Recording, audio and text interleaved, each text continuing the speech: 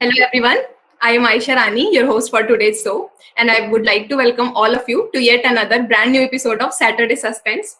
So, today we are here with a multi-talented person, one who has represented his state team in cricket for 5 years, got a scholarship from Government of India via Cultural Resources and Training Ministry, and has an experience of more than 12 years in theatre. Without any more delay, let's welcome Pratish Mehta sir. Welcome sir. Hey hi guys, अच्छी research करी है यार। Thank you sir. और How is such it में हम going? Saturday वाला show Saturday को ही कर रहे हैं। Yes, sir. So, sir, how the quarantine is going? Like you are the creative head, so what's all creativity is cooking in your head now?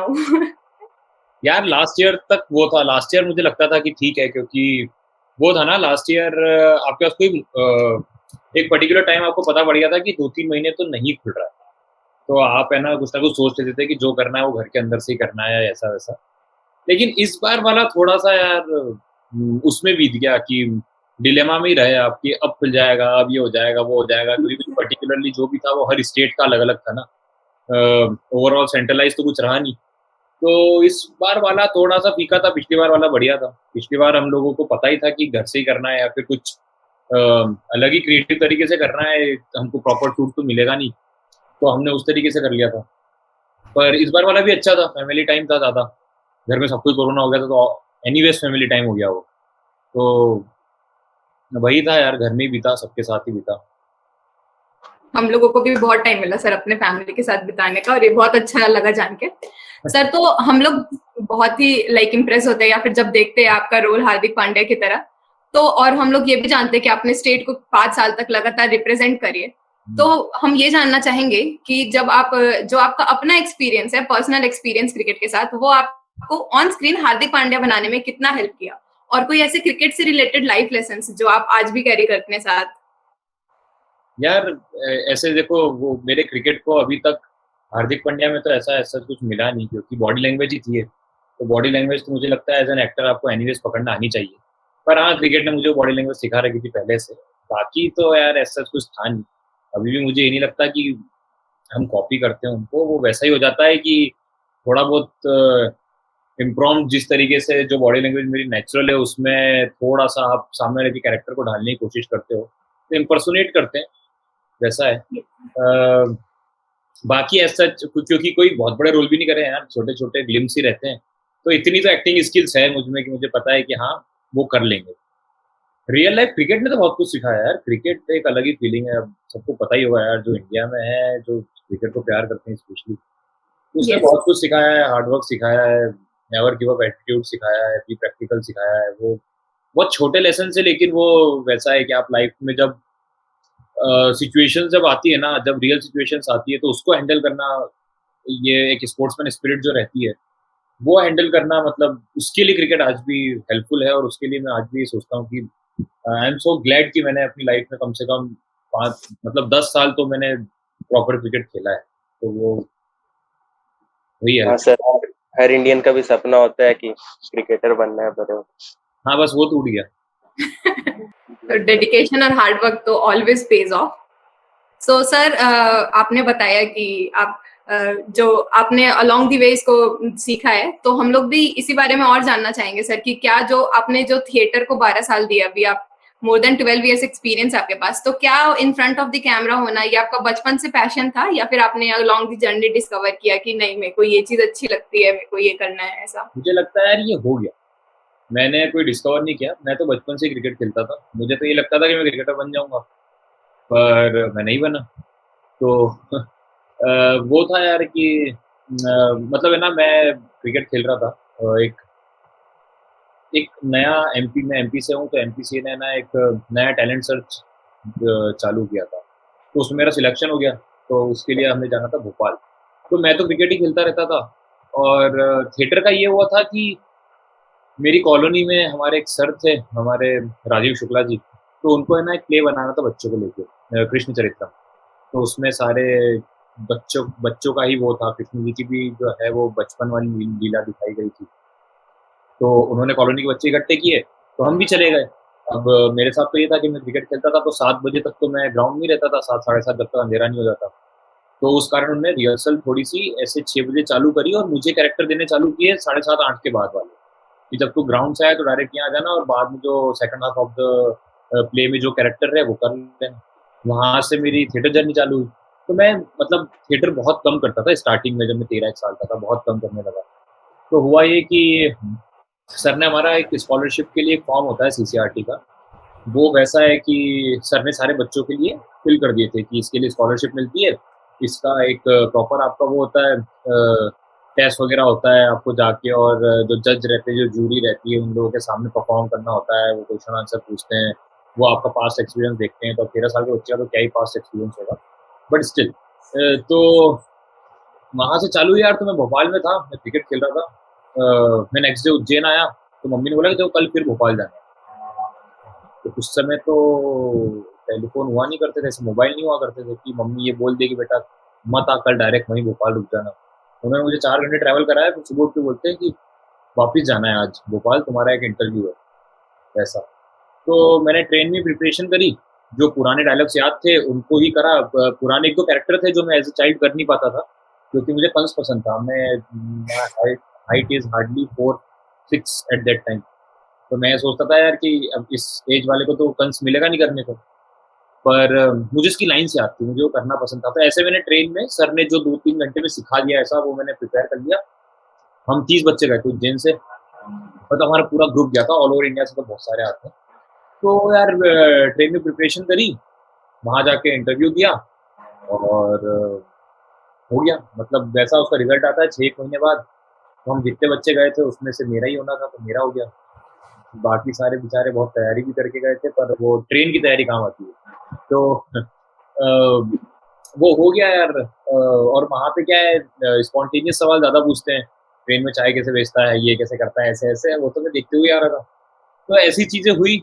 तो वहाँ से मुझे स्कॉलरशिप मिली। तो प्रॉब्लम मतलब अच्छी बात ये हुई कि स्कॉलरशिप मिलने के बाद आपको उनको हर 6 महीने में अपनी एक वो स्कॉलरशिप ऐसी होती है, it's like a tuition fees, they are paying you to learn theatre और okay. Whichever field you belong to. तो वैसा था। तो मैं मुझे थिएटर में मिली थी, तो आपको उनको हर 6 महीने में बताना होता था कि आपने इन 6 महीनों में क्या किया, क्या सीखा, कौन से प्लेस किए, कौन सी नई चीज़ें सीखी थिएटर को लेके। तो वहाँ से यार जर्नी स्टार्ट हुई। अब वो स्कॉलरशिप मुझे मिलनी थी 21 साल तक। तो मुझे थिएटर स्टार्टिंग में तो करना पड़ा, क्योंकि मुझे हर 6 महीने में रिपोर्ट भेजनी पड़ती थी। But during a long run यार वो वैसा हो गया कि I start loving theatre then, क्योंकि थिएटर एक एडिक्शन होता है। तो as soon as I left cricket, I think at the age of 19 और समथिंग, तो ये मेरे पैर में लिगामेंट टेयर हो गए थे, तो मुझे 1 साल का पूरा ब्रेक लेना पड़ा। तो क्रिकेट की एकदम पूरी खत्म हो गई थी। बहुत सारी दूसरी चीज़ें भी हुई थी, वो आगे देखी। तो वो हुआ, तो फिर वहाँ से मैंने थिएटर को कंटिन्यू करा बहुत पैशनेटली। तो मैं फिर उसके बाद हमने हमारी टीम बनाई, हम जो दूसरे उज्जैन में जितने थिएटर ग्रुप थे सबके साथ में काम करने लगा, सबके साथ काम भी करता था। फिर हमने हमारा ग्रुप भी बनाया, तो वहाँ से चीज़ें स्टार्ट हुई। यस सर, तो हमें पता चला कि लाइफ कितनी अनसर्टेन है और हमें अपॉर्चुनिटीज को मिले तो झट से एक बार ट्राई तो कर ही लेना चाहिए। तो तो थिएटर में आपका ऐसा रहा ना सर कि शुरू मजबूरी में किए थे लेकिन अब मजा आ रहा है। हाँ यार, ये शायद सच होगा। शुरू मजबूरी में ही किए थे, पर अब मजा आ लेकिन रहा अब मजा आ है। रहा वो है। मजबूरी, मुझे वो लगता है यार कि वो मजबूरी है ना, वो एक लक फैक्टर भी होता है। मतलब 13 साल की उम्र में आपको इंडिया में है ना सबसे बड़ी दिक्कत, मतलब इंडिया इसलिए कह रहा हूँ, मुझे देश से बहुत प्यार है, लेकिन एक जो सबसे बड़ी प्रॉब्लम है ना हमारे साथ, वो ये है कि मिडिल क्लास बच्चों को है ना कोई कंसल्टेंसी नहीं मिलती। आपको ऑप्शंस नहीं बताए जाते हैं कि आप बचपन में क्या कर सकते हो या क्या चीज़ें हैं। वो वहाँ पे इंडिया में लक फैक्टर आ जाता है कि मतलब अब थिएटर ग्रुप मिल गया तो कर लिया, स्टार्ट हो गई वहाँ से जर्नी। जिसको जो मतलब बस मुझे बचपन से एक चीज़ अच्छी लगती थी मेरे अंदर, कि मुझे जो मिलता था ना मैं सब करता था। मेरे अंदर वो बचपन वाली क्यूरियोसिटी कुछ ज़्यादा ही थी कि जो मिल रहा है वो करो, फिर वो कुछ भी हो। फिर वो थिएटर मिल रहा है थिएटर करो, मतलब क्रिकेट खेलना है तो क्रिकेट खेलो। बस पढ़ाई जो दी गई वो मुझे अच्छी नहीं लगी। जो बस बाकी सारी चीज़ें जो लाइफ में आती गई वो हम पकड़ते गए। हाँ सर, तो हमें पता है कि first are always special. So we would like to know, like, what was your first audition in regarding the main breakthrough in the mainstream drama? Like when you got your first break. So what was your first audition was like, and what was your best like experience from the theater till now? Any special moment you would like to share? तो यार देखो, first breakthrough of my life was कि है ना, मैं 2016 में सब कुछ छोड़ के और मुंबई आ गया। I was pursuing a business at that time. मैं ऐसा बिजनेस कर रहा था और पढ़ाई भी चल रही थी मेरी साथ में। तो मैंने ना फर्स्ट ब्रेक थ्रू पिक्चर्स था। क्यों? मेरा नहीं, मतलब मैंने उसको देख लिया, वो मेरे लिए ब्रेक थ्रू था। मैं ऐसा बैठा हुआ था शॉप पे, तो मैंने देखा यार कि ये लोग इसको फ्री में क्यों दिखा रहे हैं दुनिया को। तो मेरे अंदर वो क्यूरियोसिटी जागी कि यार तब तक तो हम जो देखते थे वो या तो थिएटर में देखते थे, या वो अपने समय एक वो होता था, एक दुकान होती थी जहाँ पेन ड्राइव लेके जाओ तो वो 30 या 50 रुपए में ना मूवीज देता था। तो वही रहता था। तो मेरे भैया थे, उन्होंने मुझे सजेस्ट किया कि ये यूट्यूब पे आया है, देख लो। उस समय डेटा भी जो है वो जैसे अक्षित का है इतना लिमिटेड रहता था। तो हुआ ये कि दुकान पे वाईफाई था, तो मैंने है ना पिक्चर्स देखना चालू किया। और मैंने पिक्चर्स देखा, मुझे काफ़ी पसंद आया। फिर उसके परमानेंट रूममेट उससे पहले आ चुका था, लेकिन मैंने पिक्चर्स के बाद देखा।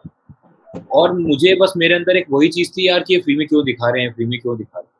तो मैं वो क्यूरियोसिटी के साथ है ना इस इंडस्ट्री को सर्च करने लगा। तो मुझे धीरे-धीरे चीज़ें समझ में आई, कैसा है, किस तरीके से वर्क करता है। तो I left my business and without zero knowledge of Mumbai और एनीथिंग, मैं मुंबई आ गया। मैंने यहाँ पे 1 डेढ़ साल स्ट्रगल किया और मुझे कुछ नहीं मिला, मतलब ज़ीरो। ऑडिशंस देने जाता था, मुझे कोई नॉलेज नहीं था। 1-2 दोस्त थे जिन्होंने ऐसे वो जो व्हाट्सएप के ग्रुप होते थे ना 250-500 लोगों के, उसमें ऐड करवा दिया। उसमें रैंडम ऑडिशन की टिप्स आती थी कि यहाँ चले जाओ, वो कर लो, ऐसा कर लो। और मैं भी रैंडमली, मतलब ऐसा मेरा एक दोस्त था बस मुंबई में, गौरव, उसको पकड़-पकड़ के हर जगह जाता था कि चलो चलते हैं, चलो चलते हैं। रहता भी कभी-कभी तो नवी मुंबई था, तो वहाँ से अंधेरी आने में 2 ढाई घंटे लग जाते थे, जाने में ढाई घंटे लग जाते थे। तो बस यही करता रहा। फिर वन डे आई रियलाइज़ कि यार ऐसे तो काम नहीं चलेगा। तो अ, किसी ने है ना, हम ऐसे एक जगह गए थे, एक सीनियर से मिलने गौरव को। तो उन्होंने बस एक बात बोली कि मुंबई में सिर्फ राइटर भूखे नहीं मरते, बाकी तो किसी का भरोसा नहीं। तो मुझे वो लाइन अच्छी लग गई। तो from that day I started writing. मैंने सोचा यार इतना थिएटर किया है, थिएटर में तो लिखता ही था, और ये इंडस्ट्री भी नहीं है, इसका नॉलेज भी नहीं है, तो जैसे जैसे जो आते जाता है वो करते जाते हैं। राइटिंग स्टार्ट कर दी, राइटिंग स्टार्ट करी तो थोड़ी थोड़ी चीज़ें जिस तरीके की भी लिखना आती थी लिखना चालू करी। कुछ क्रिएट किया, और वो जो क्रिएट किया उसको लेके मैं दर दर भटका। मैंने बोला कि ये जो क्रिएट किया है ना, इसको लेके अपन सारे जितने भी उस समय यूट्यूब के नए चैनल्स बने थे, उस समय ओटीटी नहीं आया था, तो यूट्यूब पे जितने चैनल्स थे मैंने सबकी लिस्ट निकाली गूगल से, सबके ऑफिस का नंबर निकाला, and I started calling everyone कि मुझे आपको ये पिच करना है, मुझे आपको पिच करना है। एंड नोबडी रिस्पॉन्स, मतलब नोबडी रिस्पॉन्डेड एज ऑलवेज। तो किसी का रिस्पॉन्स ही नहीं आया, ऑफिस के चक्कर भी लगाया तो कुछ नहीं हुआ, इंक्लूडिंग टीवीएफ। मैं हर जगह गया था, मुझे कहीं से मिला। तो उसमें से एक कंपनी थी विटीफीड। तो विटीफीड का मुझे जब मैंने एड्रेस निकाला तो उसमें इंदौर आ रहा था। मुझे बिलीव ही नहीं हुआ यार कि इंदौर उज्जैन से कुछ 40-50 किलोमीटर है, और मैंने आधी पढ़ाई इंदौर से करी है। तो मैं वैसा था यार कि मैं इतने सालों से इंदौर में हूँ, मुझे पता ही नहीं कि यहाँ पे डिजिटल कंपनी है। तो फिर मैं वहाँ गया, और वहाँ पे एक दो पहचान निकली उनके थ्रू। हम अंदर गए, मैंने अपना आइडिया सुनाया, और फिर बहुत सारी प्रोसेस हुई, ये हुआ वो हुआ। वो लोग तब तक वीडियो क्रिएशन करते नहीं थे, तो उनका वो वाला सीन था कि हमको व्हाई शुड वी स्टार्ट, और कितना एक्सपेंस होगा, क्या होगा, उनके अपने क्वेश्चंस थे। तो जैसे तैसे हमने एक मॉडरेट डील रखी दोनों के लिए, और then I join BTP for video creation. तो वहां से वो मेरा पहला ब्रेक था, मेजर ब्रेक था। ओके सर तो आपने अभी बताया कि कैसे आपको पता चला कि writing is what like that is sustaining in Mumbai. So about that only we would like to know कि how you come up, how you always come up with such mind-blowing content every time, and as you are now the creative head of the Screenpati and Timeliners, what is the secret behind all the magic that we see on screen? Like what goes behind the curtain? यार All the दो दो चीज है, एक तो कोई magic नहीं होता, दूसरा एक होता है एक्सपीरियंस। जब मैंने स्टार्ट किया था तो मैंने बहुत बेसिक से स्टार्ट हुआ था। मेरे आइडियाज़ देखो उस टाइम के हिसाब से होते हैं ना, आज मैं पलट के मेरे 4 साल पुराने आइडिया देखता हूँ तो मैं सोचता हूँ यार क्या मतलब ये क्या बना दिया मैंने? पर उस समय वो शायद ठीक थे, क्योंकि उस समय वही मार्केट था, वही चीज़ें थी। पलट के आप कोई सी भी चीज़ें देखते हो तो आपको लगता है अरे यार ये कैसे था? लेकिन उस समय के हिसाब से वो ठीक था। तो एक तो होता है एक्सपीरियंस, आप जैसे-जैसे सीखते जाते हो, एक्सपीरियंस या लर्निंग आप पे डिपेंड करता है कि आप सीखना चाहते हो या नहीं। लेकिन मेरे केस में मैंने बहुत सीखा है, मेरे सारे सीनियर्स से बीटी फीड में तो ये थे कि हम ही स्टार्ट कर रहे थे, तो हमारी ही टीम थी। थोड़े सीनियर्स थे हमारे जो उस समय क्रिएटिव हेड थे आरडी सर, जो उस समय हमारी टीम थी। सबसे थोड़ा-थोड़ा ऐसा ज़रूरी नहीं है कि आप अपने सीनियर से ही सीखते हो, गलतियाँ कोई भी सिखा सकता है। तो उनसे सीखते आगे बढ़े, पहले तो। वहाँ के फाउंडर्स से भी बहुत सीखा, ऐसे छोटी-छोटी लर्निंग से सीखते गए। पहला तो वही लगता है मुझे लर्निंग और एक्सपीरियंस से आपको आइडियाज़ आपकी इम्प्रूव होते जाते हैं। तो जब वो इम्प्रूव होते जाते हैं तो आप इस इंडस्ट्री से हो ना, तो आपको लगता है कि हाँ, थोड़ा ठीक है, थोड़ा ठीक है। लेकिन एज़ एन आउटसाइडर उस चीज़ को देखो तो शायद वो ऐसा लगता हो कि हाँ यार, ये लोग अच्छा कर रहे हैं। पहली चीज़ तो वो है। दूसरा चीज़ मुझे लगता है कि यार आइडियलेशन और राइटिंग कोई सिखा नहीं सकता। छोटी-छोटी लर्निंग्स होती है, आप उसको परख सकते हो, पर आपको कोई सिखा नहीं सकता कि दिस इज़ द फंडा। मतलब कोई एल्गोरिदम नहीं है, कोई थ्योरी नहीं है कि ये फंडा है, ऐसे करोगे तो हो जाएगा। वो यार सबका क्रिएटिव माइंड अलग है, सबका सोचने का तरीका अलग है, सबका कंटेंट कंज़्यूम करने का तरीका अलग है, सबको चीज़ें अलग पसंद आती है। तो वो एक फैक्टर लगता है मुझे। पर हाँ, मेजर मुझे लगता है कि अगर आपके अंदर क्यूरियोसिटी है और आप सच में करना चाहते हो तो सीखने को बहुत कुछ है, पर वो खुद से सीखने को है। पर्टिकुलरली सामने वाला आपको थोड़ा बहुत समझा सकता है, थोड़ा बहुत आपको चीज़ें धीरे-धीरे आप भी सीख सकते हो, देख के या फिर समझ के या फिर खुद पढ़ के, कंटेंट देख के, बुक्स से। लेकिन फिर भी ये एज़ सच कोई कोर्स तो नहीं है यार, क्योंकि मतलब कोर्स की ये कर लोगे तो आप एक अच्छे राइटर हो गए या एक अच्छा एडिटर। वो So as you said, ki you learned along the way with the persons you met and the experiences they gave you. So my question is regarding that, ki how you got in touch with this incredible TVF team. We would like to know about it. And like shifting in a new place is a very big decision. And so how was it for you? How was the transition from Ujjain to Bombay, देखो the सपनों का शहर? Shifting तो था ही सही, shifting तो मैंने बता दिया यार। डिफिकल्ट तो 2016 में था, क्योंकि 2016 में तो मैं किसी को ही नहीं जानता था, मैं तो उठ के आ गया था। तो वो तब डिफ़िकल्ट था मेरे लिए, क्योंकि तब तो ना पैसे थे, ना जुगाड़ थी, ना किसी से बातचीत थी, कोई एक्सपीरियंस भी थिएटर का ही था जो था। मेन स्ट्रीम इंडस्ट्री का तो कोई एक्सपीरियंस भी नहीं था, ना बॉडी थी, वो आज भी नहीं है कि टीवी सीरियल में काम मिल जाए।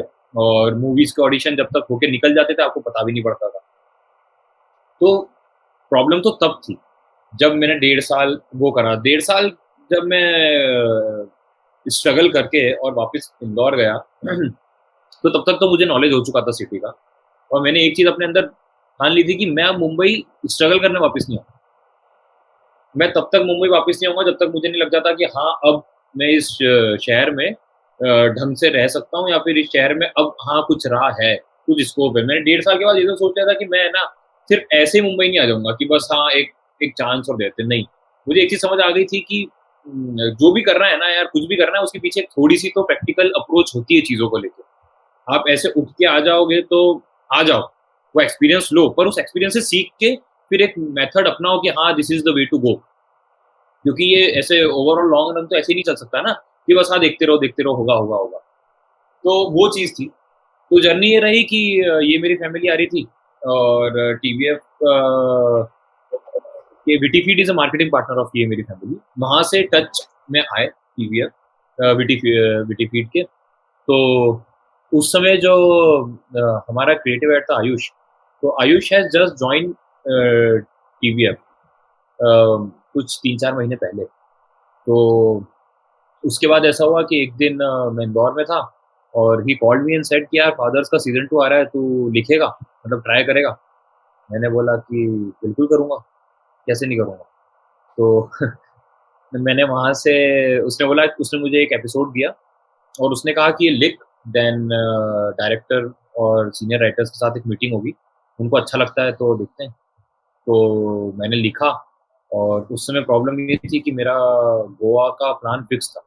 ऐसा मतलब अपन तो पहले से ही कर लेते हैं ना, अपन तो वो था ही नहीं कि हाँ एकदम से रैंडमली उठ के गोवा चले गए। तो मैंने बोला यार ठीक है, तो मैंने लिखना स्टार्ट किया। मैं गोवा भी चले गया, मैं गोवा में बैठ के भी लिखता रहता था। मैंने लिखा विखा ये वो, और एक एपिसोड मैंने लिखा थोड़े दिनों में, और मैंने सुनाया डायरेक्टर को और आयुष को। डायरेक्टर वॉज प्रेम मिस्त्री, तो मैंने उनको सुनाया, ही लाइक इट। उनको ऐसा था कि हाँ अच्छा है, उन्होंने थोड़े चेंजेस दिए कि ये चेंजेस कर वापस सुना। और इस बार उस समय ना ऐसे वीडियो कॉल का चलन स्टार्ट नहीं हुआ था, तो उन्होंने कहा इस बार ऐसे नहीं सुनेंगे, मुंबई आके सुना। मैंने कहा ठीक है, तो मैंने लिखा और then I went to Mumbai. तो वहाँ पे पूरी जो हमारी लॉन्ग फॉर्मेट टीम थी वो सब बैठे हुए थे, और एक नरेशन चल रहा था ऑलरेडी। वो नरेशन जैसे ही खत्म हुआ तो उन्होंने मुझे खड़ा कर दिया, उन्होंने बोला कि ये एपिसोड सुना दे। तो मैंने सुनाया, तो ये फट गई। मैंने इतने 25-30 लोगों को पहली बार देखा, और मेरे को लग रहा है ऑडिटोरियम में बोल रहा हूँ जैसे मैं। और पहला मेरा लॉन्ग फॉर्मेट का वो था, स्क्रिप्ट का नरेशन। तो बस यार वहाँ से स्टार्ट हुआ, उनको सुनाया, एवरीबॉडी लाइक इट कि चलो हाँ अच्छा है, थोड़े बहुत चेंजेस आए। शिवांकित, अभिनव और ये सब लोग मुझे बाहर लेके गए, उन्होंने बताया कि उन्होंने बताया कि क्या क्या चेंजेस और हो सकते हैं, क्या क्या चीज़ें और अच्छे से आ सकती है, ऐसा वैसा। But overall it was okay. तो वहाँ से चीज़ें स्टार्ट हुई, और मैंने फादर्स एज अ फ्रीलांसर लिखना स्टार्ट किया। मैंने 2-3 एपिसोड लिखे। Then Sheri the tunnel head at that time called me and said कि if you want to join the team, तो I said why not। तो उसके बाद उनसे इंटरव्यू हुआ। इंटरव्यू क्या हुआ, शहरी इंटरव्यू में बातचीत ही करते हैं, तो उन्होंने अच्छे से बात बात करी, और फिर उसके बाद मैंने 5 जनवरी को period join 5th January sir, which year? 2019। तो सर आपने वो ये मेरी फैमिली का नाम लिया, सर उसका सीजन 2 आएगा कि नहीं? आएगा लंबा वेट कर रहा है उसका और कोटा फैक्ट्री का। आएगा। Yes, sir. It's really fun knowing the journey. So in our college also, sir, we have a drama club named ADC. And as you have a more than 12 years of ABC क्या full form experience, Abhay Dramatics Club, sir. है? वाह यार, अबे कौन है जिसने पूरा अपने नाम पे लिख रखा है? फाउंडर है सर, सीनियर थे हमारे। Yes, sir. So as you have also played a role, so we would like to know the basic elements or the significant factors that plays a very important role in an aspiring actor, and also the role of patience, sir. As we know, it takes a lot of time. Like you had said, you struggle for like 1.5 years. So patience. Struggle तो अब तक देखो, struggle अब तक चल रहा है, ऐसा नहीं है, पर वो मेजर स्ट्रगल होता है, उसमें वो कुछ पता नहीं होता। तो ऐसा नहीं है सिर्फ 1.5 साल में तो कुछ नहीं होता, वो पूरा जर्नी है यार। वो 2016 से भी नहीं हो, तब से जब से आप सीख रहे हो। हाँ sorry, continue. Yes, sir. So significant factors that one should keep in mind while preparing, one or and special emphasis on patience. यार देखो, पेशेंस के लिए बोल सकता हूँ। सिग्निफिकेंट फैक्टर्स यार एक्टिंग को लेके तो यार मैं फिर वही कहूंगा कि ये तो क्वालिटी है ना। ये तो वैसा है कि यार हर कोई एक अलग किरदार निभाने के लिए वो कितनी प्रैक्टिस कर रहा है, वो कितना उस किरदार को लेके सीरियस है। और फिर एक वो फैक्टर भी होता है कि हाउ ऑडियंस सी यू, और या फिर आप किस चीज में ज्यादा बेटर हो, आपको पता ही होता है ना। ऐसा तो नहीं होता, मतलब वीरेंद्र सहवाग अटैकिंग है तो है ना, अब आप उसको बोल दोगे कि तू डिफेंस खेल तो खेल लेता है, लेकिन इसका ये मतलब नहीं है कि आप गुड बैट्समैन। तो वो वाली चीज यहाँ भी है, आपको पता होना चाहिए कि आप किस तरीके के रोल अच्छे से करते हो, आप किस तरीके से रोल अच्छे से कर सकते हो, आपके आप नेचुरली कैसे हो। देखो एक एक्टर होता है जो हर तरीके के किरदार में फिट बैठ जाए, बैठते भी हैं करते भी हैं, लेकिन फिर भी मुझे लगता है कि जो नेचुरल इंस्टिंक्ट है आपकी वो बहुत काम करती है।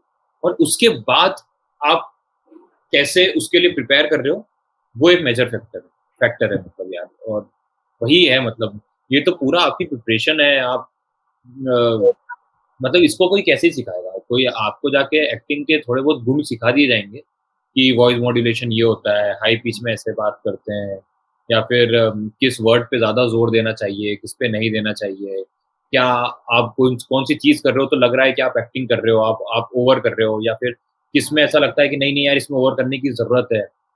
वो या तो आपको कोई सिखा देगा, या धीरे धीरे मतलब सीखने के बाद आप खुद उसमें कैसे इवॉल्व होते हो वो है, या फिर जो डायरेक्टर है वो डायरेक्टर आपको गाइड करेगा कि यार मैं ये चाहता हूँ कि तू ये ऐसे।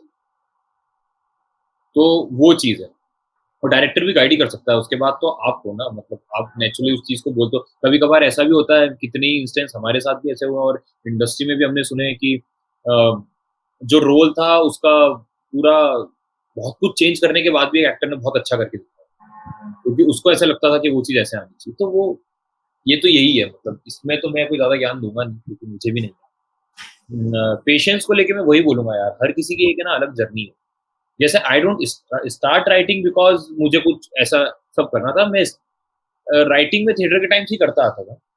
पर वो कहते हैं, जैसे मैंने स्टार्टिंग में कहा ना कि हमारे यहाँ पता ही नहीं होता कि क्या-क्या ऑप्शंस है। तो मुझे ये चीज़ तभी क्लिक हुई जब सामने वाले ने बोला कि अरे मैं राइटिंग भी तो कर सकता हूँ ना, मैं क्यों नहीं कर रहा? क्योंकि मैंने तो ये सुना था ना कि आप मुंबई जाते हो तो आप ऑडिशन देते हो। आप जाते हो, आप प्रोडक्शन हाउसेज़ जाते हो, आप आराम नगर जाओ, आप 4 बंगलो जाओ और ऑडिशन दो। और मुझे ये नहीं पता था ना कि राइटिंग का ऑडिशन क्या होता है? राइटिंग में तो आपको कोई बुलाएगा भी नहीं। तो वो कॉन्टैक्ट कैसे बनाऊँगा? वो तो और हार्ड जर्नी है ना। तुम एक अच्छे राइटर भी हो तो तुम जब तक वो सही हाथ में चीज़ नहीं पहुँचेगी तुम क्या करोगे? एक्टिंग का तो एटलीस्ट पता था कि यहाँ जाओ और पिच कर दो। राइटिंग में तो और बड़ा स्ट्रगल था। राइटिंग में जाता था प्रोडक्शन हाउस में तो कोई पूछता भी नहीं था कि हाँ, बताओ क्या आइडिया है? तो वो था। तो तब मुझे क्लिक हुआ कि यार लिखता क्यों नहीं हूँ? वहाँ से लिखना स्टार्ट किया। तो पेशेंस का वही है कि हर हर इंडस्ट्री का और इंडस्ट्री में भी हर फॉर्मेट का एक अलग पेशेंस है। बीइंग अ राइटर हमने नवाज़ सर के भी पेशेंस की सबको इन्फॉर्मेशन है कि how long he struggle to before getting a big break, या फिर कैसे हमने भी उनको देखे आज भी 2-2 मिनट के रोल करते हो और आज 2 घंटे की फिल्म मूवी लाते हो। तो हाँ वो सर। वाली चीज़ है। पेशेंस यार सबका अलग-अलग है और पेशेंस के साथ फेयर इनफ इस इंडस्ट्री में लक चाहिए। मतलब पेशेंस और लक मिलता है तो आप ये चीज़ें बनती है। सर फिर कभी-कभी काइंड ऑफ फ्रस्ट्रेशन भी तो हो जाता होगा ना कुछ बिल्कुल चीज़ होता में है। से सर, फिर वो कैसे मैनेज होता था सर? यार मेरा फ्रस्ट्रेशन बहुत, देखो मतलब सबको ही होता है, मुझे भी बहुत हुआ। और वो उस हद तक हुआ कि मतलब उसको दूसरे नाम भी दिए जा सकते हैं, कि हम इतने फ्रस्ट्रेट हो जाते थे कि मतलब ऐसा लगता ही था कि क्यों ही आ गए, मतलब सब अच्छा चल रहा था, क्या ही कर रहे हैं यहाँ पे। और उज्जैन में अच्छा खासा कर रहे थे, बिज़नेस भी धीरे-धीरे ग्रो हो रहा था, गलती कर दी क्या? तो बिल्कुल होता है, फ्रस्ट्रेशन तो बहुत था। लेकिन वही था कि यार मुझे नेक्स्ट डे जब मैं उठता था तो मेरे अंदर वो एनर्जी होती थी कि मुझे फिर से जाना है। और वो एनर्जी मुझे अपने आप ये बोल मतलब मजबूर कर देती थी कि अगर मैं सच में ये नहीं करना चाहता हूँ, तो शायद नेक्स्ट डे मेरे अंदर वो ताकत नहीं है।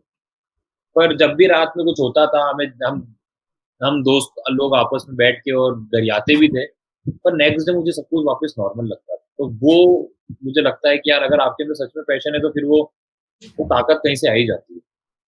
तो फ्रस्ट्रेशन का तो वही है।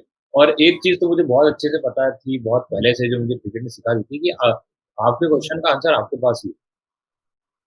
तो फ्रस्ट्रेशन होता था, मैं खुद से ही चिड़चिड़ करता था, मैं खुद को ही मना लेता था, और अगले दिन फिर खुद ही चल गया। Yes, sir. So, we talked about frustration and patience and all the basic words. So, sir, हम लोग स्कॉलरशिप के बारे में जानना चाहेंगे सर, जैसे कि आपको गवर्नमेंट की तरफ से स्कॉलरशिप मिला था, तो जनरली लोगों को इसके बारे में नहीं पता होता है। तो अगर आप अपने थ्रू कुछ बताना चाहें स्कॉलरशिप के बारे सीसीआरटी होता है, central of culture and resource training of India. में, ट्रेनिंग हाँ, मिनिस्ट्री, यस। तो ये गवर्नमेंट ऑफ इंडिया की एक वेबसाइट भी है, इस पे जाइए आप। और इसमें 2 स्कॉलरशिप 3 स्कॉलरशिप होती है बेसिकली, मुझे 2 का नॉलेज है। एक होती है जूनियर, एक फिर सब मिडिल भी कुछ होती है और एक सीनियर होती है। उस समय ऐसा होता था। अब जूनियर और सीनियर का मुझे नॉलेज है। जूनियर स्कॉलरशिप मिलती है 14 साल से कम बच्चों को, और एक सीनियर स्कॉलरशिप होती है जो 21 की एज के बाद या फिर 20 की एज के बाद शुरू होती है। Okay sir. वो स्कॉलरशिप रहती है और वो ऐसा नहीं कि सिर्फ थिएटर की है, इंडिया की जितनी भी कल्चरल एक्टिविटीज़ हैं, जो शायद आप और मैं नहीं भी जानते होंगे, उसमें भी मिलती है। मतलब इवन जो कठपुतली का खेल होता है, उसकी भी स्कॉलरशिप मिलती है। जितनी भी कल्चरल चीज़ें होती है इंडिया में, फिर वो कथक हो, तबला हो, कथक के भी अलग-अलग आर्ट फॉर्म्स हो, क्लासिकल डांस मतलब क्या सॉरी थिएटर हो अपना, या फिर मैं कहता हूँ जितनी भी चीज़ें अपने को हारमोनियम से लेके और सारी चीज़ों की, हर कुछ जो इंडियन क्लासिक था हमारा, जो आज भी हम कहते हैं हमारा जो ट्रेडिशन था, उस सब की स्कॉलरशिप मिलती है उसमें। बहुत सारे हर साल इंडिया से कुछ चुनिंदा लोगों को वो स्कॉलरशिप मिलती है, पर हर उसके सेंटर्स हैं।